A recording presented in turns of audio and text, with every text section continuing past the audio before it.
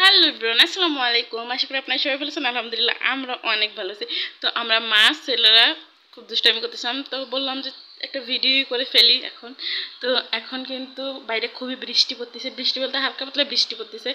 তো এরকম বৃষ্টি বৃষ্টি ওয়েদারটা কার কার ভালো লাগে অবশ্যই কিন্তু কমেন্ট করে জানাবেন। আর আমার তো অনেক ভালো লাগে, আর আমার ছেলে তো অনেক এনজয় করতেছে, দেখলে অনেক খুশি হয়েছে, মনে হচ্ছে ধরে ফেলবে এরকম। আর তৌসিফ কিন্তু দোকানে ও দাদার কাছে। আর আমি কিন্তু এখন মানে খুবই গরম লাগতেছে, বৃষ্টি পড়ার বেশি একটু গরম লাগতেছে একটু করে।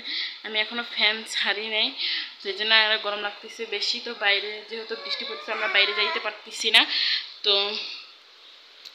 এখানে কিন্তু আমি মনে করেন যে বাইরে যেতে আজকে দুপুরে আমি কী কী রান্না করছি তো আপনাদের সঙ্গে শেয়ার করব। আগে দেখাই বাইরে বৃষ্টি কেমন পড়তেছে। তো এখন কিন্তু একটু জোরে জোরে বৃষ্টি পড়তেছে।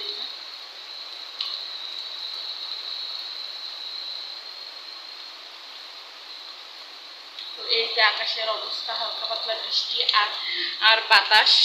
তো আমি এখন জানালাগুলো লাগাই দিব, কারণ যদি বৃষ্টি আসে সবগুলো ভিজে যাবে, বাতাসে বৃষ্টির পানি আসলে ভিজে যায়। আর এখানে আছে কাঁচকলা, যেহেতু আমাদের গাছের কিন্তু এটা, আর যেহেতু আমাদের বাসায় কেউ খায় না এই জন্য শুধু 4টে আনা হচ্ছে। আর আপনাদের ভাইয়া বলতেছে যে ভর্তা বানাই দেওয়ার জন্য, তো আমি ওকে একটা নয় 2টা ভর্তা বানাই দেবো আর 2টা হয়তো তরকারি রান্না করবো। কিন্তু আজকে না, কালকে কিন্তু ভর্তাটা ওকে আজকেই বানিয়ে দেওয়া লাগবে।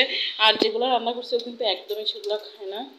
আর এখানে আমি তো অন্ধকার অনেক দেখা যেতেছে না, তো এখানে আমি রান্না করছি শুটকির তরকারি। আর এখানে রান্না করছি আমি মাংসের তরকারি। তো এখানে আর দুপুরের খাওয়া দাওয়া কিন্তু আমাদের শেষ এটা এখন। আর এখানে আমি মুরগির ছাড়াও রাখছি 6টা। তো আর এই ঘরে জানলাও কিন্তু আমার দেওয়া হয়নি, তো আমি এই ঘরে জানলাও দিয়ে দিব।